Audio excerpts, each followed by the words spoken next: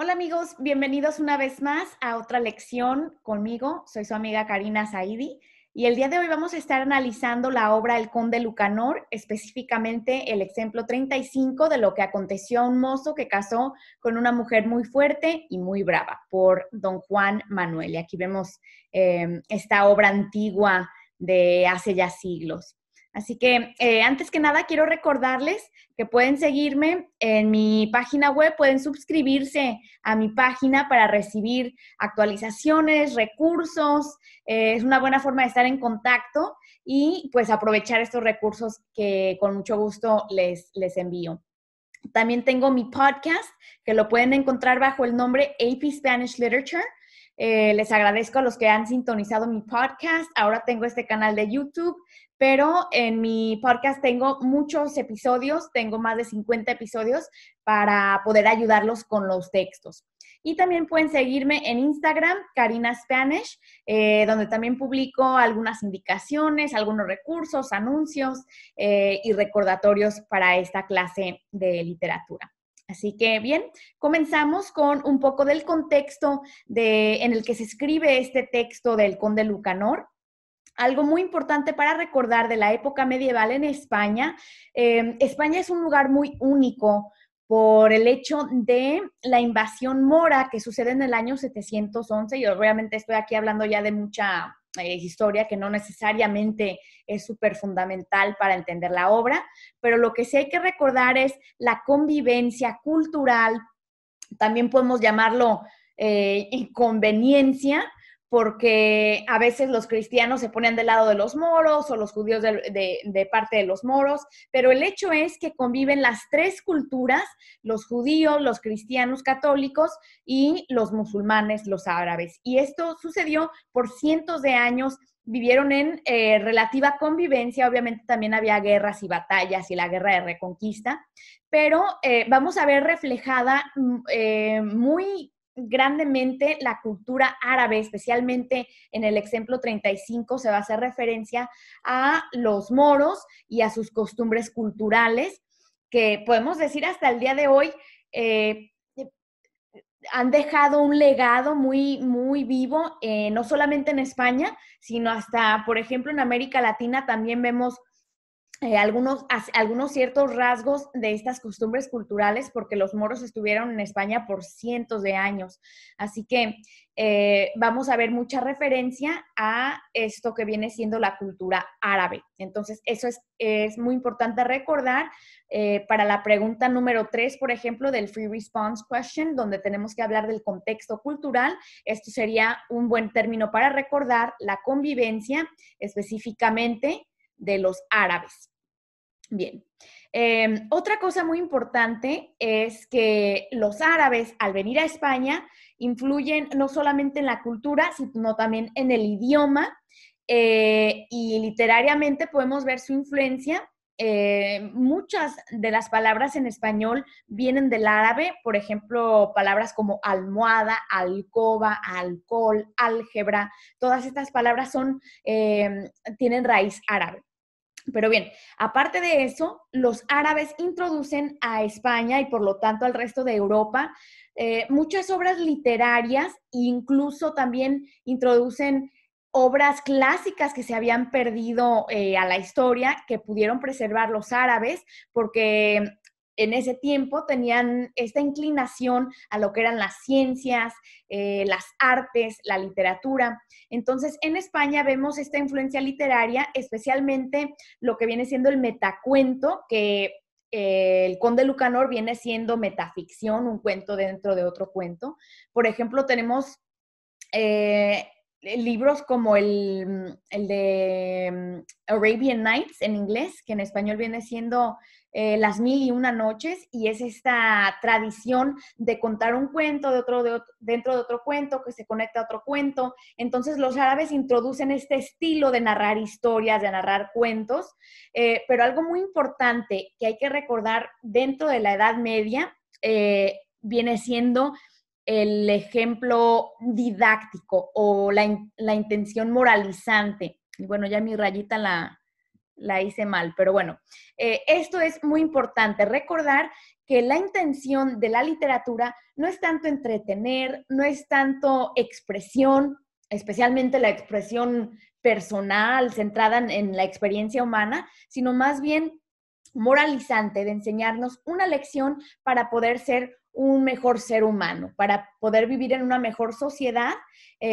Todo es teocéntrico, o sea, Dios es el centro de nuestro mundo, el centro de nuestro universo. Entonces la literatura tiene la intención de ayudarnos a ser mejores cristianos, mejores personas. Y otra cosa importante recordar, lo cual vamos a ver muy presente en esta obra, es que vivimos en una sociedad patriarcal donde el hombre es el que tiene que mandar, debe que mandar en su casa a su mujer y no viceversa. Así que estas son algunas de las ideas principales. Obviamente podemos hablar muchísimo sobre el contexto histórico, sobre la cultura árabe en España, pero creo que estos son algunos de los temas principales que hay que recordar para aplicarlo al contexto de esta obra literaria. Bien, vamos a continuar con algunas palabras de vocabulario, algunos términos literarios que van a ser importantes recordar para especialmente la pregunta número 3, por ejemplo, o la pregunta número 4, donde tenemos que saber recursos literarios, cómo identificarlos y analizarlos en la obra. Antes que nada, la metaficción. Recuerda que la metaficción tiene varias características. Por ejemplo, cuando el autor es autoconsciente, se reconoce a sí mismo. Por ejemplo, digamos, cuando Cervantes entra a la acción creo que es en el capítulo 7, que Cervantes entra como si fuera un personaje más. También, por ejemplo, en San Manuel Bueno Mártir, donde el propio Miguel Unamuno entra al final de la historia. Eso es una característica, una de las formas de la metaficción, ¿no? Cuando el autor hace referencia a sí mismo, o cuando el autor interactúa con el lector. Por ejemplo, digamos, en El hombre que se convirtió en perro, donde los personajes interactúan con la audiencia, se refieren a la audiencia. En este caso del Conde Lucanor, la metaficción también lo vamos a ver específicamente en esta idea del cuento dentro de otro cuento. O sea, el Conde Lucanor interactúa con Patronio, que es como su criado, su consejero, y Patronio nos va a contar otra historia para ilustrar un punto, para darnos un ejemplo. Ahí ejemplo 35, y que son muchos ejemplos que da Patronio. Pero bien, la metaficción consiste en eso, un cuento dentro de otro cuento. Tenemos este concepto del narratario y el narrador, y aquí me equivoqué, narratario, y el Conde Lucanor va a ser el narratario porque él es el que escucha al narrador. Narrador va a ser Patronio. Patronio nos va a contar esta historia del mozo árabe, de este mancebo árabe. También podemos decir que nosotros como lectores también somos los narratarios, porque estamos escuchando la voz de Patronio. Y de hecho, no solamente vamos a tener a Patronio como un narrador, vamos a tener a un segundo narrador, que más bien es el primero, y enseguida se los voy a mostrar, que es un narrador más omnisciente, el que nos cuenta, nos pone, por ejemplo, la introducción y también cierra al final con la moraleja. Vamos a ver bastante diálogo, obviamente son cuentos, así que vamos a ver el diálogo entre distintos personajes.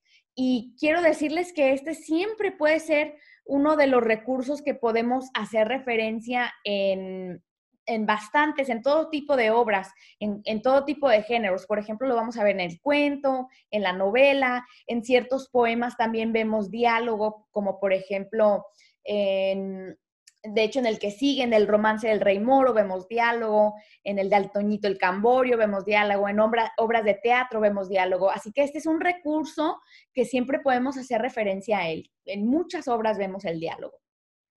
Vamos a ver también la hipérbole. La hipérbole viene siendo esta exageración.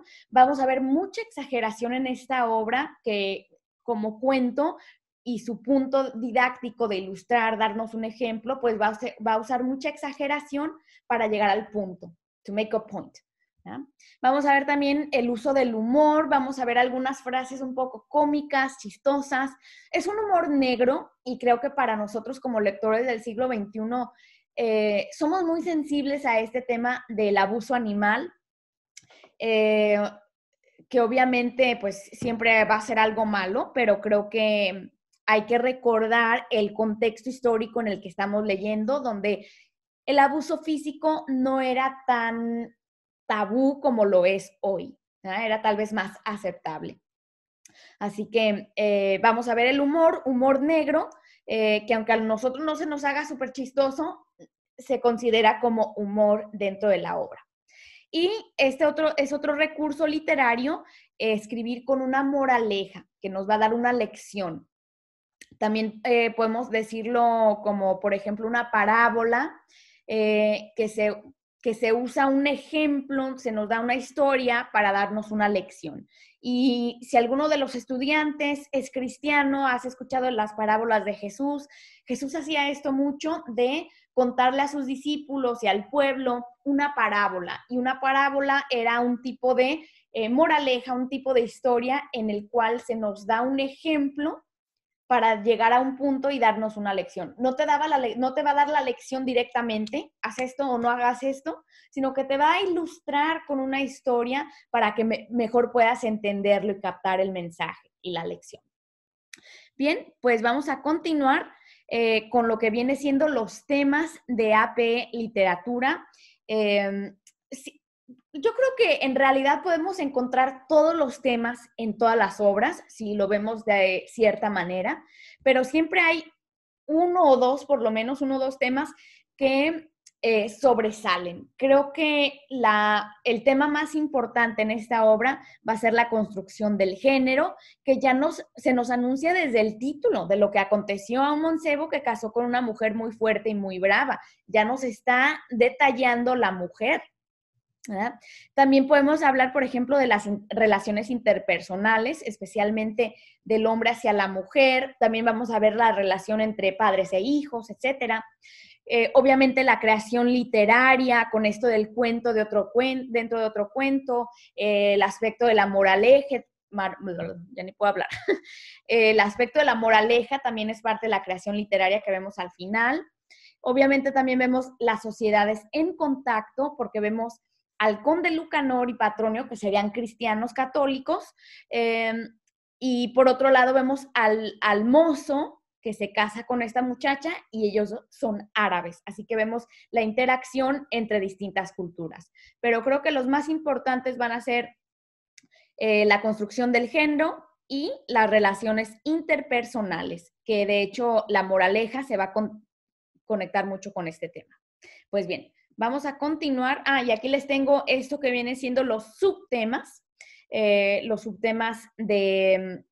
estos temas generales. Entonces, por ejemplo, las relaciones de poder es uno muy fuerte. También podemos hablar, por ejemplo, del machismo, ¿ya? La tradición y la ruptura. O sea, esta muchacha, al ser muy fuerte y muy brava, está rompiendo con lo que se espera de una señorita tradicional, ¿no? Entonces, se le obliga a continuar con la tradición que ella está rompiendo. Y bien, lo vemos actualizado llevado a cabo a través del machismo. Pero bien, aquí entonces tenemos los subtemas. Quiero empezar entonces a la lectura del texto. Les pido que me acompañen y vamos a estar aquí haciendo algunas anotaciones. Dice el texto: otra vez hablaba el conde Lucanor con Patronio, su consejero, y le decía. Bien, aquí es donde les digo que vemos al primer narrador, ¿ok? Entonces, el primer narrador va a ser este narrador omnisciente que nos está presentando al conde Lucanor y a Patronio. Entonces, aquí les tengo anotado, es el primer narrador omnisciente en tercera persona. Y entonces aquí ya vamos a empezar a ver el diálogo específico entre el conde Lucanor y Patronio se va a convertir en el siguiente narrador. Y aquí es donde empieza a hablar el conde Lucanor diciendo: Patronio, un pariente mío me ha contado que lo que lo quieren casar con una mujer muy rica y más ilustre que él, por lo que esta boda le sería muy provechosa si no fuera porque, según le han dicho algunos amigos, se trata de una doncella muy violenta y colérica. Por eso os ruego que me digáis si le debo aconsejar que se case con ella, sabiendo cómo es, o si le debo aconsejar que no lo haga. Entonces aquí vemos esta primera interacción entre el conde Lucanor y Patronio. Y el conde Lucanor le está presentando su dilema, su problema que tiene, y a continuación Patronio le va a dar un consejo.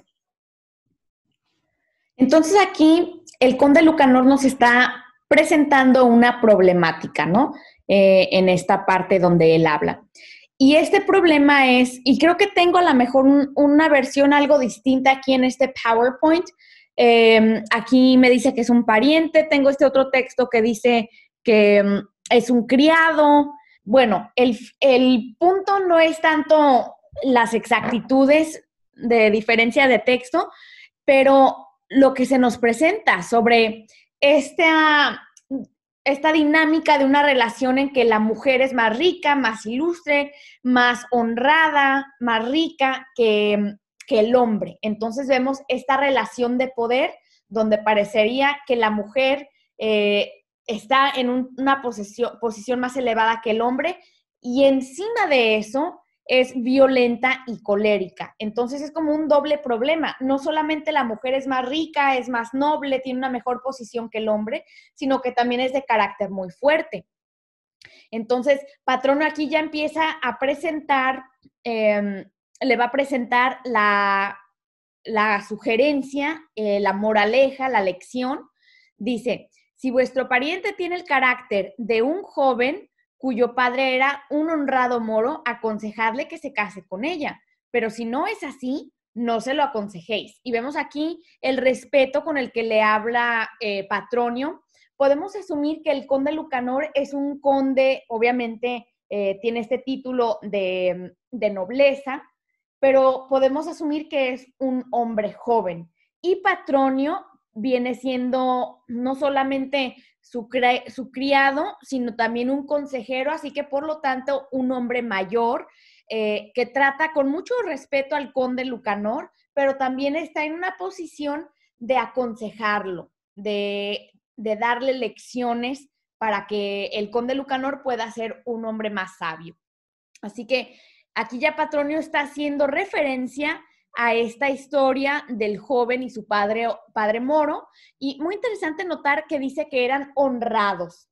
Dos cosas, obviamente nos está dejando muy claro que son moros, así que hace referencia a este contexto histórico de la convivencia, y vemos que también les tiene un cierto respeto porque está diciendo que son honrados, son buenas personas.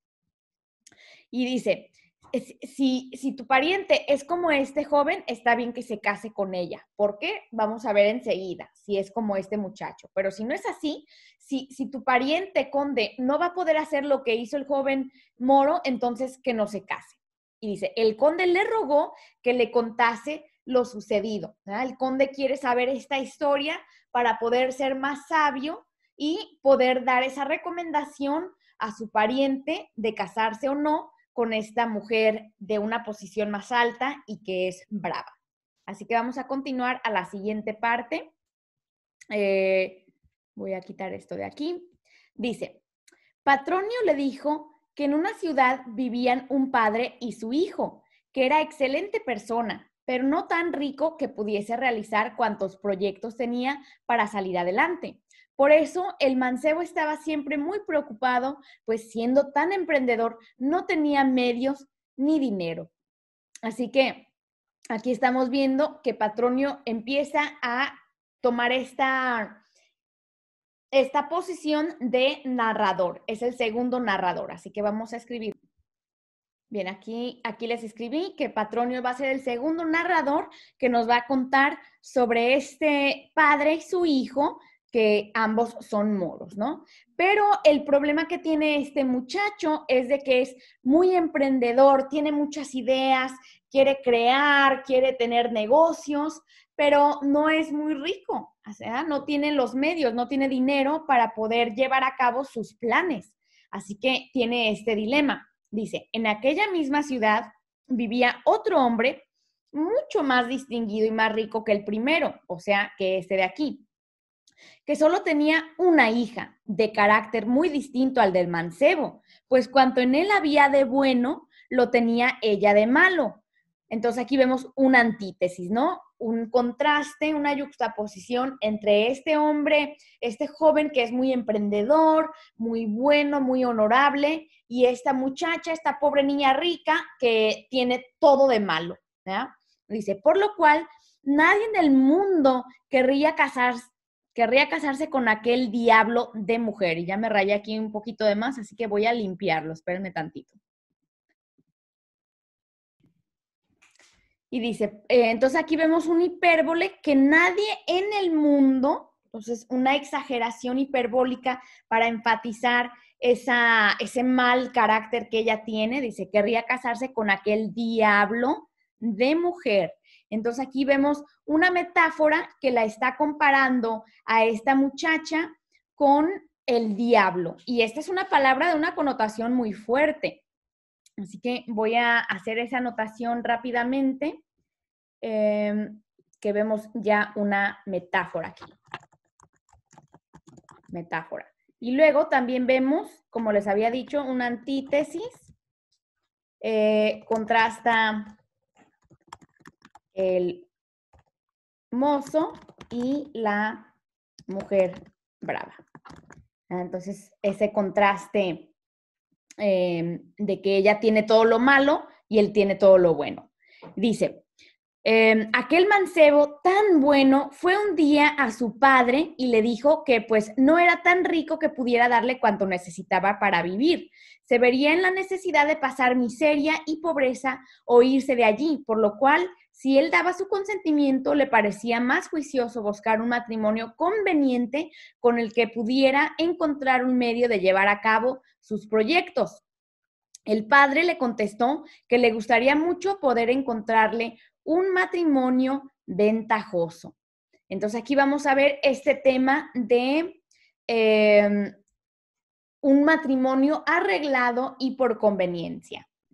Entonces aquí vemos esta cita, un matrimonio conveniente, o sea, es un matrimonio, no va a ser un matrimonio por amor, por esta idea romántica que tenemos hoy en día, sino por conveniencia para que él pueda salir de la miseria y pobreza, ¿verdad?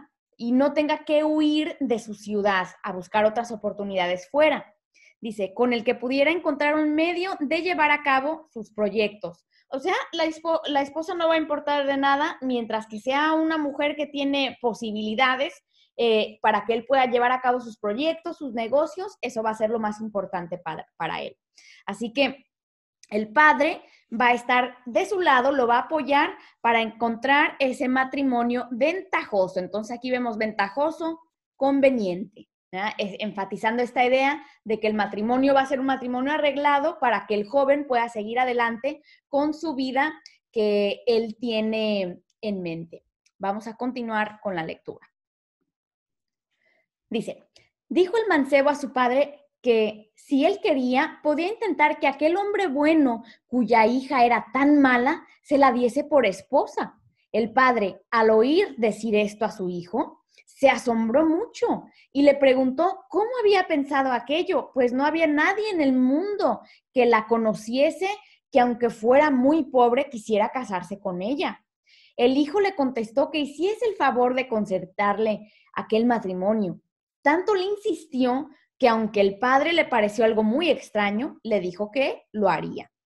Así que vemos aquí en esta instancia, el muchacho vemos esta posición que él tiene de a pesar que es pobre, está muy convencido de que este matrimonio le va a ayudar a lograr sus sueños. Y aunque esta muchacha es muy mala y volvemos a ver aquí esta repetición, ya lo habíamos visto anteriormente, lo volvemos a ver ahora y es parte de esta tradición oral, de este tipo de historias que se contaban en el pasado, de mucha repetición, ¿verdad? Porque es parte de esta tradición oral que se pasaba un cuento a otro cuento, a otro cuento. Entonces crea este énfasis en el carácter de la muchacha. Dice, Entonces el muchacho le insiste al padre para que le arregle este matrimonio. Sigue diciendo, marchó luego a casa de aquel buen hombre, del que era muy amigo, y le contó cuánto había hablado con su hijo, diciéndole que como el mancebo estaba dispuesto a casarse con su hija, consintiera en su matrimonio. Cuando el buen hombre oyó hablar así a su amigo, le contestó. Voy a pausar rápidamente aquí. Entonces, vemos que son amigos estos dos hombres, a pesar de sus diferencias sociales, son muy buenos amigos, y viene a presentarle esta propuesta de casar a su hijo con su hija. Ya que nadie le pone atención a su hija, pues consiente con este matrimonio. Nótese que a la muchacha en ningún momento se le pide su opinión, obviamente es un matrimonio arreglado, lo cual era muy común, y aquí vemos entonces este tema que habíamos comentado al principio de las relaciones interpersonales y los roles de género, en los cuales los hombres, por su relación, deciden qué es lo mejor para la hija, y a ella jamás se le consulta si quiere o no quiere esta relación. Así que el papá de la muchacha va a decirle a su amigo, por Dios, amigo, si yo autorizara esa boda, sería vuestro peor amigo. Pues tratándose de vuestro hijo, que es muy bueno, yo pensaría que le hacía grave daño al consentir su perjuicio o su muerte. Porque estoy seguro de que si se casa con mi hija, morirá, o su vida con ella será peor que la misma muerte. Mas no penséis que os digo esto por no aceptar vuestra petición, pues si la queréis como esposa de vuestro hijo, a mí mucho me contentará entregarla a él o a cualquiera que se la lleve de esta casa. Su amigo le respondió que le agradecería mucho su advertencia, pero como su hijo insistía en casarse con ella, le volvía a pedir su consentimiento. Bien, entonces aquí vemos más diálogo. Entonces ya tenemos tres personajes, el mozo árabe, el mozo moro, vemos a su papá y vemos al papá de la muchacha arreglando este matrimonio. Y vemos aquí cosas muy interesantes en el diálogo. Primero, le está advirtiendo a su amigo, si yo te dejo casar con mi hija, no voy a ser un buen amigo, ¿verdad? Pero si tú insistes en casarte con ella, está bien. Y aquí vemos lo que les había comentado, un poco de humor, que a cualquiera que se la lleve de esta casa, o sea, no va a importar ni siquiera la clase social ni nada, con tal de que alguien se la lleve, no importa que se la lleve el más pobre del mundo, ¿ya? Por su carácter tan fuerte. Y aquí vemos esta repetición del políptotón. Recuerden, el políptotón es un recurso en el que se usa variantes de la misma palabra, podemos también llamarlo como un tipo de repetición, muerte, morirá, muerte, enfatizando lo mal que le va a ir a este muchacho si se casa con ella. Y se va a ser peor que la muerte si te quedas con ella. Pero bueno, si la quieres, pues cásate. Así que están quedando en este acuerdo de casar al mozo con la hija brava, aunque a ella jamás se le ha pedido si quiere o no. Continuamos y sigue diciendo. Dice, celebrada la boda, llevaron a la novia a casa de su marido y como eran moros, siguiendo sus costumbres, les prepararon la cena, les pusieron la mesa y los dejaron solos hasta la mañana siguiente. Pero los padres y parientes del novio y de la novia estaban con mucho miedo, pues pensaban que al día siguiente encontrarían al joven muerto o muy malherido. Al quedarse los novios solos en su casa, se sentaron a la mesa y antes de que ella pudiese decir nada, miró el novio a una y otra parte y al ver a un perro, le dijo ya bastante airado, perro, danos agua para las manos. Voy a pausar rápidamente. Regreso aquí al punto del tema de las relaciones, bueno, más bien el tema de la construcción del género, porque vemos que llevaron a la novia a la casa de su marido. O sea, la mujer no tiene nada de agencia, no vemos a una muchacha que esté haciendo ella la acción, sino que más bien es acompañada, es llevada a la casa de su marido, lo cual pues es la costumbre de ellos, y aquí es donde se nos enfatiza que son como son moros y estas son sus costumbres. Entonces aquí es donde podemos también hablar de ese contexto cultural, de que los cristianos, lo cual sería, por ejemplo, Patronio y el conde Lucanor, están informados de las costumbres de los moros, porque interactúan con ellos, conocen la cultura.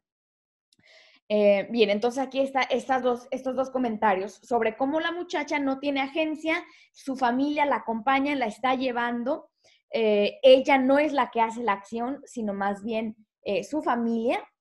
Y luego vemos este contexto cultural de prepararles la cena, de acompañarlos hasta la noche de bodas. Y luego volvemos a este punto de que tienen miedo por la vida del joven, porque saben que esta muchacha es tan bruta que hasta lo puede llegar a matar.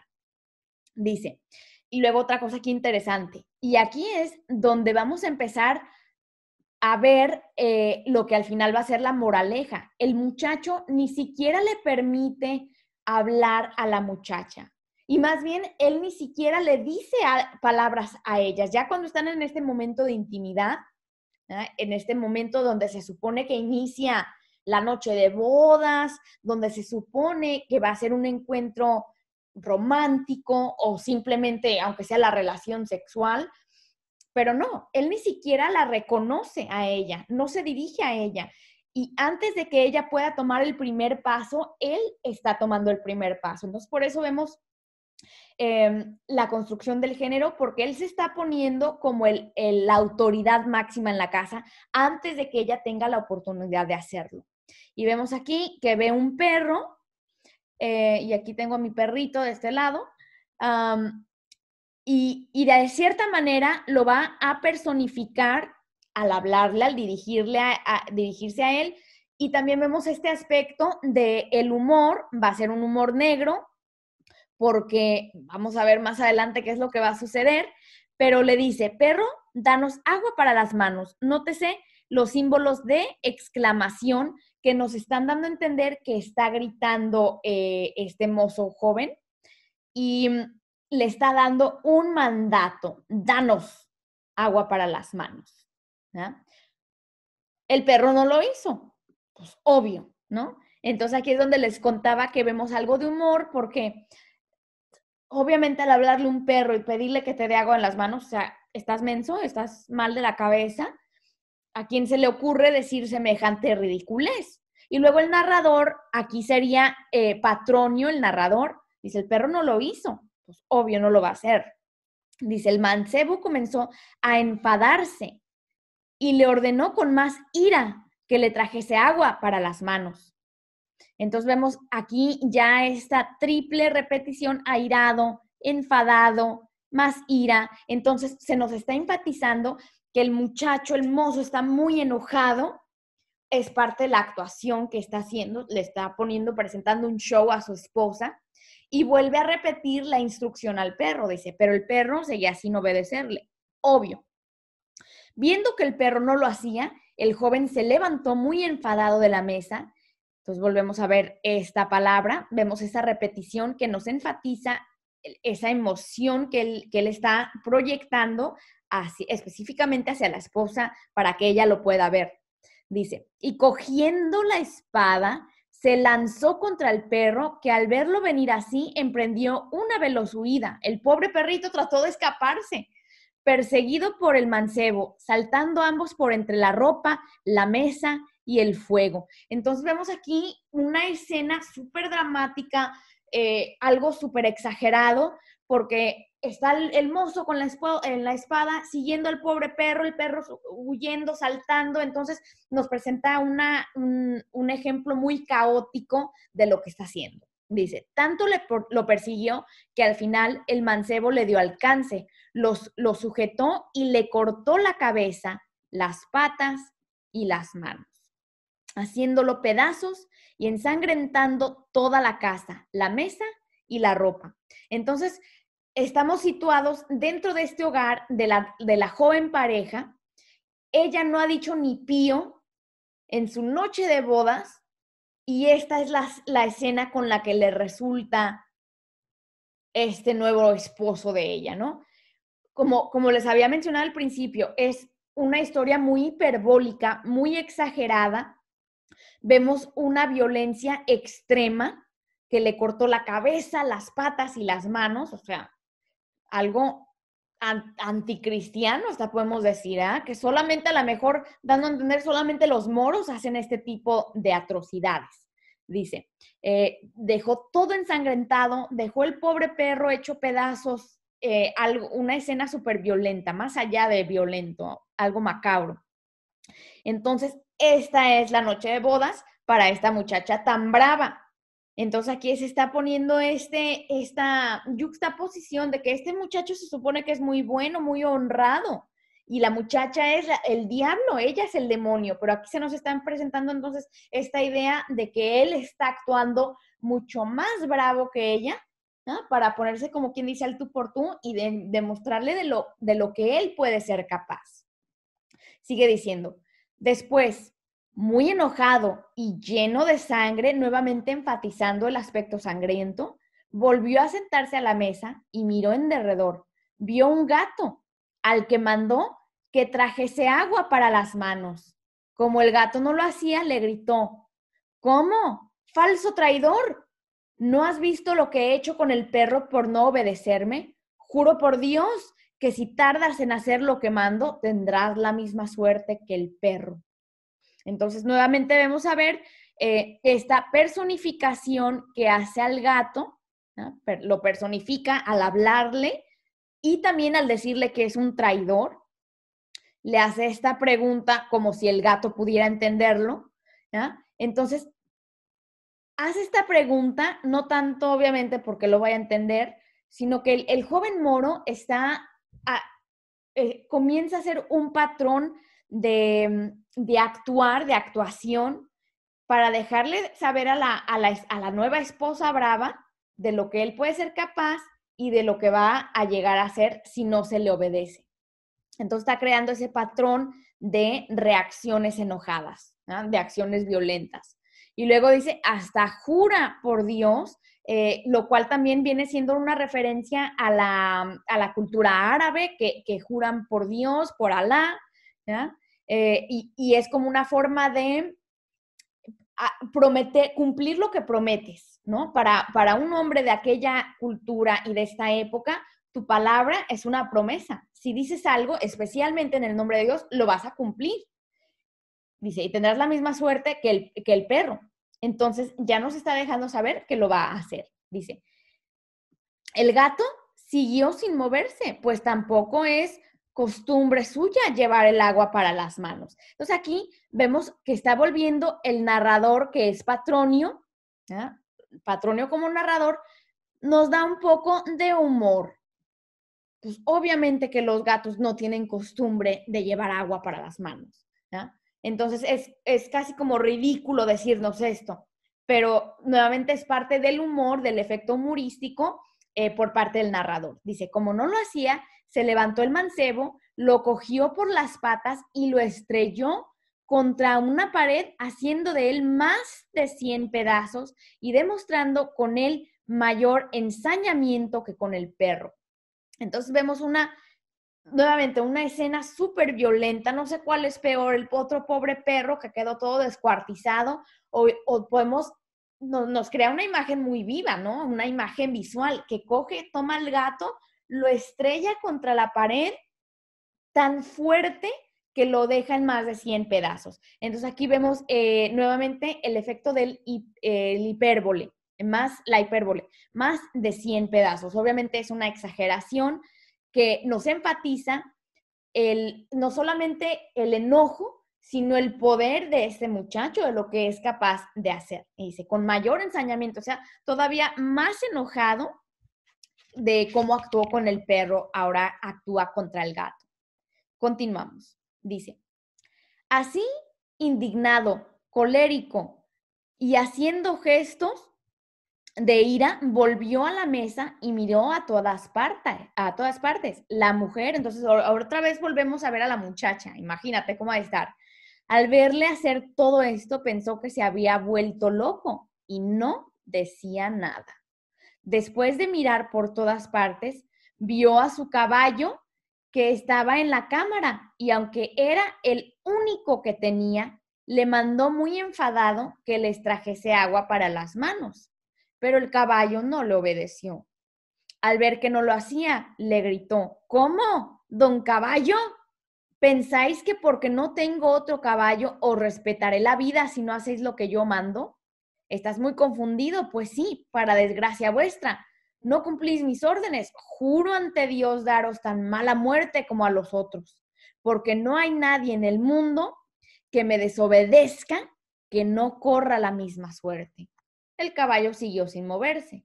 Cuando el mancebo vio que el caballo no lo obedecía, se acercó a él, le cortó la cabeza con mucha rabia y luego lo hizo pedazos.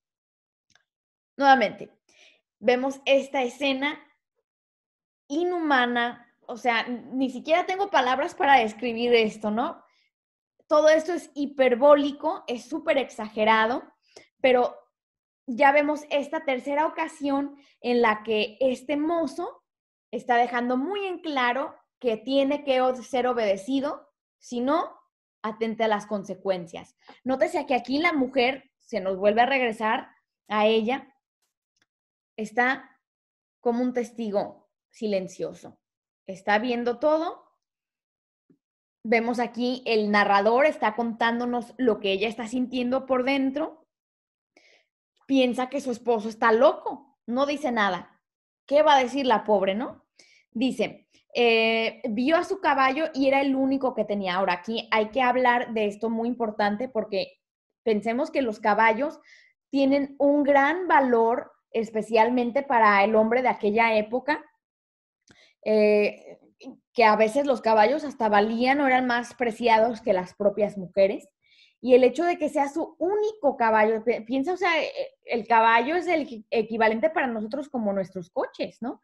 Dice, pero no importa que seas mi único, porque él está dispuesto a sacrificar lo poco que tiene para mostrar que él es la autoridad en esta nueva casa y que tiene que ser obedecido. Así que se está deshaciendo de todo y de una manera muy violenta, muy sanguinaria, ¿ya? Con el punto de ejemplificar, darle a entender a la esposa de lo que él puede llegar a ser. Otra vez vemos la personificación, no solo hablarle, sino también le da el título, Don Caballo, ¿verdad? Porque recordemos que el caballo pues es alguien o algo que tiene mucho valor, por eso le dice Don. Dice, porque no tengo otro caballo, respetaré la vida si no haces lo que yo mando. Le está haciendo esta pregunta. Vemos aquí los símbolos de exclamación que le está gritando. Volvemos a ver esta repetición, otro recurso, para enfatizar, ¿ya?, su palabra. Si lo juro ante Dios, lo va a hacer, ¿ya? Y fíjense aquí que está diciendo, porque no hay nadie en el mundo que me desobedezca que no corra la misma suerte. Al decir nadie, está implicando también a la esposa. La esposa también puede llegar a sufrir la misma suerte si lo desobedece. Obviamente el caballo no obedece y vemos esta rabia, esta cólera, esta ira, lo hace pedazos, igual como lo hizo con los otros pobres animalitos, ¿no? No le importó deshacerse de su propio caballo y especialmente al casarse con una muchacha rica, pues a lo mejor pensó, lo voy a volver a recuperar y más caballos. Dice, al ver su mujer que mataba al caballo, aunque no tenía otro, y que decía que haría lo mismo con quien no le obedeciese, pensó que no se trataba de una broma. Y le entró tantísimo miedo que no sabía si estaba viva o muerta. Entonces aquí vemos que hay un reverso de roles. Le habían dicho al muchacho, cuidado, tu vida corre peligro si te casas con esta muchacha. Puedes morir o peor que la muerte si estás con ella. Pero entonces aquí vemos que se reversan esos roles y ahora ella es la que tiene miedo de morir porque se le acaba de demostrar que él puede llegar a hacer eso. Dice, él así furioso, ensangrentado y colérico, o sea, imagínate esta escena de la noche de bodas en que tu marido está todo ensangrentado, enojadísimo, furioso, o sea, es un demente completamente, volvió a la mesa, jurando que si 1000 caballos, hipérbole, hombres o mujeres hubieran en su casa que no le hicieran caso, los mataría a todos. O sea, esta pobre muchacha va a quedar traumatizada por el resto de su vida, ¿no? Y entonces vemos aquí ese hipérbole que volvemos a ver este uso y hasta desuso del hipérbole para enfatizar este poder que el muchacho quiere tener sobre su esposa. Se sentó y miró a un lado y a otro, el mismo patrón de comportamiento que hizo con los otros, con la espada llena de sangre en el regazo. Nuevamente esta repetición. Cuando hubo mirado muy bien, al no ver a ningún ser vivo, sino a su mujer, volvió la mirada hacia ella con mucha ira. Sigue estando enojado. Y todo esto es una actuación maestra de este mozo para poder controlar a su esposa. O sea, imagínate al grado que él está dispuesto a hacer, lo que está dispuesto el grado que está dispuesto a llegar para controlar a su esposa, para controlar a la mujer. Le dijo con muchísima furia, mostrándole la espada. Entonces vemos esta repetición, furia, ira, enojado, colérico, la espada, ensangrentado, la sangre. Entonces nos está creando esta imagen muy fuerte, muy traumatizante para poner su dominio sobre ella. Levantaos y dadme agua para las manos. Fíjate cómo le está hablando también, como le habló es más, creo que le habla hasta peor a su esposa, porque, por ejemplo, al caballo le dijo, don caballo, tiene una conversación con él, ¿verdad? También vimos lo mismo con el gato, le hace preguntas, a la mujer solamente le da el mandato, no le dice nada más, ¿verdad? Casi como hasta más despectivo, podemos decirlo. Y le da 2 órdenes, levantaos, o sea, levántate y dame agua para las manos. Ni siquiera le dice su nombre, no le dice por favor, nada de eso, obviamente, porque él está dejando muy en claro lo que quiere. Y no solamente es el hecho de que le dé agua o que le vaya a servir, sino el hecho de tener dominio sobre ella. La mujer, que no esperaba otra cosa, sino que la despedazaría, se levantó a toda prisa y le trajo el agua que pedía. ¿Ah? Toda prisa porque vemos que está traumatizada. Ha logrado su objetivo este hombre mozo. Ah, cuántas gracias doy a Dios porque habéis hecho lo que os mandé. Pues lo contrario, y con el disgusto que estos estúpidos me han dado, habría hecho con vos lo mismo que con ellos. Entonces aquí ya la dejas súper bien avisada de que si no, y nuevamente volvemos a ver esa repetición de hablar en nombre de Dios, de usar el nombre de Dios para afirmar su palabra. Dice, y vemos la palabra que usa aquí para insultar a los que no lo obedecieron. O sea, él está no solamente dispuesto a insultar, sino a usar la violencia y hasta matar si se le desobedece. Y ya la deja avisada. Voy a hacer con vos lo mismo que con ellos. Después le ordenó que le sirviese la comida y ella le obedeció. Entonces, aquí tiene su remedio para el resto de su vida, ¿no? Ella va a hacer todo lo que este hombre le pida. Dice, cada vez que le mandaba alguna cosa, tan violentamente se lo decía, sigue usando la violencia física, pero también la violencia verbal para poner su dominio sobre ella. Se lo decía con tal voz que ella creía que su cabeza rodaría por el suelo. O sea, esta pobre mujercita ya no jamás volverá a ser la misma. Dice, así ocurrió entre los dos aquella noche que nunca hablaba ella. Otra cosa también podemos decir muy, muy de la cultura mora, que la mujer no tiene presencia, la mujer no tiene un estatus, que ni siquiera habla, sino que se limitaba a obedecer. Eso es lo único que hace a su marido. Cuando ya había dormido un rato, le dijo él, con tanta ira como he tenido esta noche, no he podido dormir bien. Procurad que mañana no me despierte nadie y preparadme un buen desayuno. Entonces ya la deja advertida hasta el próximo día. Le deja una lista de quehaceres que ella sin duda alguna va a cumplir. Nuevamente, esta es la primera noche juntos y qué es lo que ha logrado este muchacho con esta hiperbólica actuación exagerada y violenta, sanguinaria, pues ha logrado dominar a esta mujer que anteriormente había sido muy brava y muy fuerte. Pero de aquí en adelante, él es el bravo y él es el fuerte. Ha dejado claro quién es el que tiene la posición de poder. Dice, cuando era muy de mañana, los padres, madres y parientes se acercaron a la puerta y como no se oía a nadie, pensaron que el novio estaba muerto o gravemente herido. Nuevamente, ellos siguen con esta idea de que la muchacha es la dominante, la fuerte. Dice, viendo por entre las puertas a la novia y no al novio, su temor se hizo muy grande. Entonces ahí vemos algo medio chistoso, ¿no? Que están ahí medios chismosos tratando de ver qué es lo que ha ocurrido entre ellos. Y que de hecho también es una costumbre, o era también de la Edad Media, llegar al día siguiente a visitar a los novios y se hacía también con el propósito de ver si la muchacha era virgen. Pero bueno, esta es parte de su costumbre cultural, a lo cual también podemos comentarlo, de ver a los novios el siguiente día. Y ellos están asustados, más que nada van a ver si la muchacha le ha hecho algo a él, dice.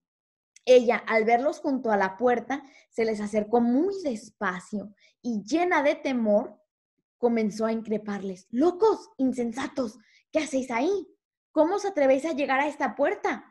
¿No os da miedo hablar? Callaos, si no, todos moriremos, vosotros y yo. Entonces aquí ya la muchacha, vemos, esta es creo que la primera vez que ella habla, ¿verdad?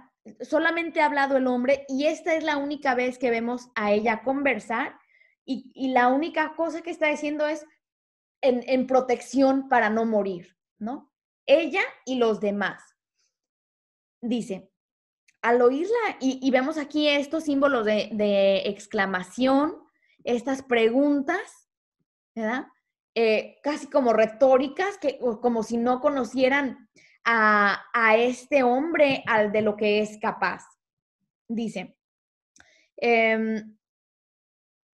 al oírla decir esto, quedaron muy sorprendidos cuando supieron lo ocurrido entre ellos aquella noche. ¿Ya? Entonces, quedan sorprendidos porque jamás imaginarían de que el joven moro fuera a ser el dominante. Dice, sintieron gran estima por el mancebo porque había sabido imponer su autoridad y hacerse él con el gobierno de su casa. Desde aquel día en adelante fue su mujer muy obediente, llevaron muy buena vida. Entonces, mucho aquí en esta escena. Es el día siguiente, después de la noche de bodas, todos quedan sorprendidos de a qué grado él pudo llegar a dominar a su esposa, ¿ya? Y dice que le tenían en gran estima, o sea, lo querían mucho, que lo están alabando como si fuera un héroe porque él ha podido dominar a su esposa, que obviamente es algo muy de la época patriarcal, de esta época del medioevo, en el que el hombre es el que tiene que tener autoridad sobre su casa. La mujer no puede tener este tipo de personalidad. Entonces, esta historia nos está dando esta moraleja de que son varias cosas, ¿eh? Y una de esas lecciones es que el hombre es el que tiene que tener el control de su casa. La mujer no puede ser una mujer brava, no puede ser rebelde, tiene que obedecer a su novio, digo, a su esposo. Y vemos esta frase, que él supo imponer su autoridad. Qué buen hombre, porque él sabe ponerse en primer lugar, ¿ya? A él le pertenece la autoridad y el gobierno de su casa, no a la mujer. Dice, desde aquel día en adelante fue su mujer muy obediente, ¿verdad? Obviamente la dejó traumatizada esta pobre niña. Dice, y llevaron muy buena vida, o sea que vivieron muy felices. ¿Será cierto o no? ¿A qué nivel han logrado la felicidad? ¿Es la felicidad de ambos o solamente la de él? Y para terminar, vamos a continuar. Dice, pasados unos días, quiso su suegro hacer lo mismo que su yerno, para lo cual mató un gallo, pero su mujer le dijo, en verdad, don fulano, que os decidís muy tarde. porque de nada os valdría aunque mataseis 100 caballos, antes tendríais que haberlo hecho, que ahora nos conocemos de sobra. Entonces aquí volvemos a ver este elemento de humor, porque el suegro de este muchacho moro quedó tan impresionado con su yerno, oh, pues yo también puedo hacer lo mismo, y mató un gallo, pero lo está haciendo esto tal vez 20 o 30 años después de matrimonio con la esposa, y entonces aquí ella viene y lo deja en vergüenza a su esposo. Nuevamente esta escena cómica, dice, ya llegas muy tarde con esto, o sea, ahórrate el ridículo, ¿verdad? De nada te va a valer, puedes matar si quieres 100 caballos, otro hipérbole, mata 100 caballos si quieres, pero tú y yo ya nos conocemos de sobra, o sea, hasta de más. Todas las intimidades que han pasado juntos, todos los años que han tenido, ya se conoce bien, así que ya no puede deshacer eso, ya no puede dejar una primera impresión en ella. Y concluyó Patronio. Aquí es donde volvemos a ver nuevamente ese primer narrador que nos introdujo, que nos presentó la escena entre Patronio y el conde Lucanor. Volvemos a ver aquí a ese narrador omnisciente, en tercera persona. Vos, señor conde, si vuestro pariente quiere casarse con esa mujer y vuestro familiar tiene el carácter de aquel mancebo, aconsejadle que lo haga, pues sabrá mandar en su casa. O sea, aquí le está diciendo Patronio, regresando a ese punto inicial que había hecho el conde Lucanor, dice, si tu pariente puede hacer lo mismo que hizo este muchacho moro para poder mandar en su casa, crear esa impresión, pues que se case. Dice, pero si no es así y no puede hacer todo lo necesario para imponerse a su futura esposa, debe dejar pasar esa oportunidad. Nuevamente, esta palabra de imponerse, de ser el que gobierna, de ser el que tiene las riendas sobre la mujer, que ella no lo vaya a tener, ¿no?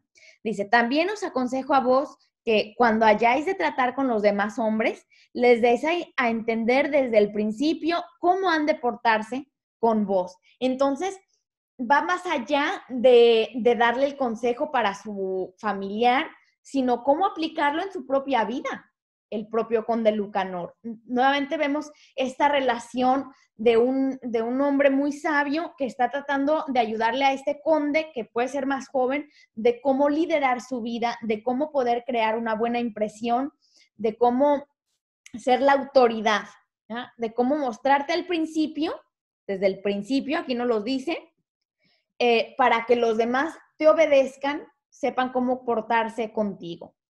Y vamos a concluir, dice, el conde, y nuevamente vemos aquí ese narrador omnisciente en tercera persona, el conde vio que este era un buen consejo, obró según él y le fue muy bien. Nuevamente, este sentido didáctico de que si tú aplicas estas lecciones vas a tener una buena vida, tanto como este joven moro que pudo dominar a su esposa y tuvo una buena vida, también el conde Lucanor aplicó ese aprendizaje y le fue muy bien en su vida.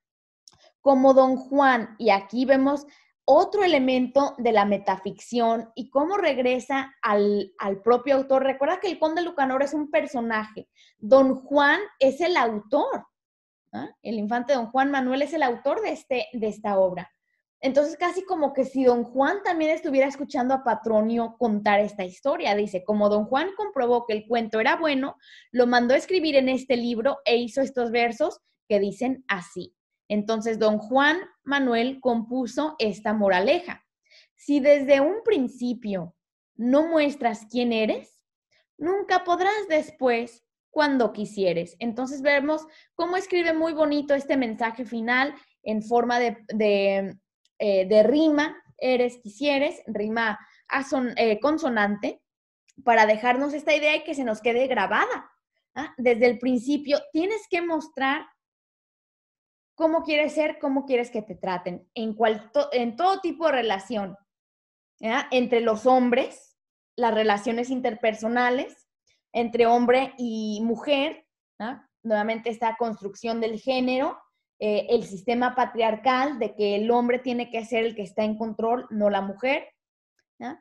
Y pues en el caso aquí también de nosotros podemos decir entre amigos o entre padres e hijos. Desde el principio los padres tienen que mostrar la autoridad o el maestro con el estudiante, etcétera. Entonces, desde el principio hay que mostrar quiénes somos, cómo queremos ser tratados, porque más adelante ya no vas a poder así. Y fíjate que es como se nos dan dos ejemplos en el mismo cuento. Se nos da el ejemplo del muchacho moro con su esposa, cómo pudo dominarla desde el principio, y eso se va a yuxtaponer, se va a contrastar con el suegro que luego quiso hacerlo con su esposa, pero ya no pudo, jamás, aunque lo haga súper exagerado más que el muchacho, porque ya es demasiado tarde. Entonces nos da dos ejemplos para ilustrar esta moraleja de aprendizaje, ¿no? Desde el principio, dominar la relación para tenerlo todo bajo control y que nos va a ir muy bien, vamos a ser felices. Pues bien, amigos, este es mi análisis, mi comentario. Obviamente hay muchas cosas más, pero como les dije desde el principio, vemos este tema de la metaficción porque es un cuento dentro de otro cuento.